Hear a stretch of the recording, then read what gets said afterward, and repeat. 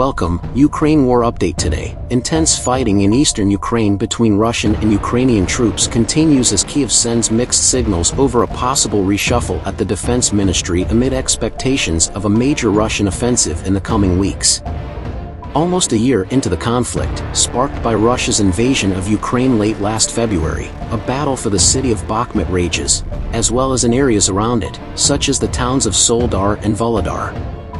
The battles for the region are heating up, according to Donetsk Governor Pavlo Kirilenko, who said the Russians are throwing new units into the battle and eradicating our towns and villages.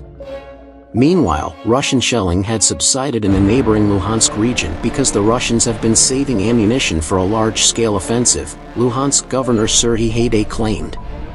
Amid the tense fighting that President Volodymyr Zelensky characterized late on February 5 as very difficult, Ukraine announced that Defense Minister Oleksiy Reznikov would be transferred to the post of Minister for Strategic Industries to strengthen military-industrial cooperation and would be replaced by General Kirill Budanov, the head of the country's military intelligence agency.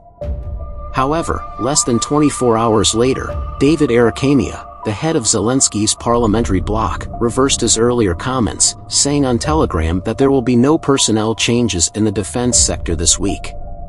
Ukraine will not use new long-range weapons from the West to strike targets in Russia, Ukrainian Defense Minister Oleksiy Reznikov promised.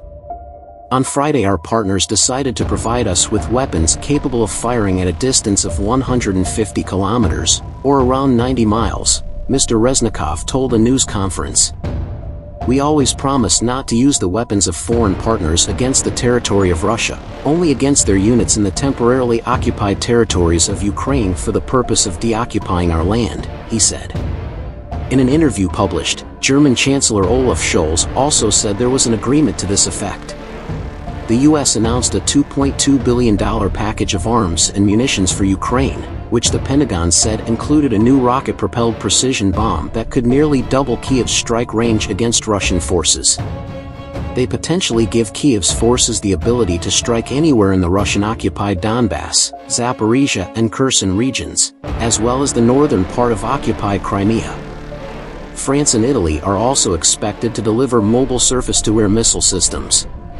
Russia's defense ministry accused Ukraine of preparing to blow up buildings in the eastern Ukrainian city of Kramatorsk and then accused Moscow of carrying out war crimes and targeting civilians in a false flag operation.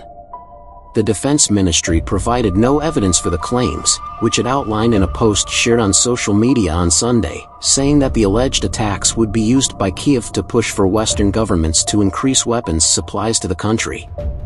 A Russian missile killed at least 3 when it struck a residential building in the city of Kramatorsk on Thursday, police in Ukraine said.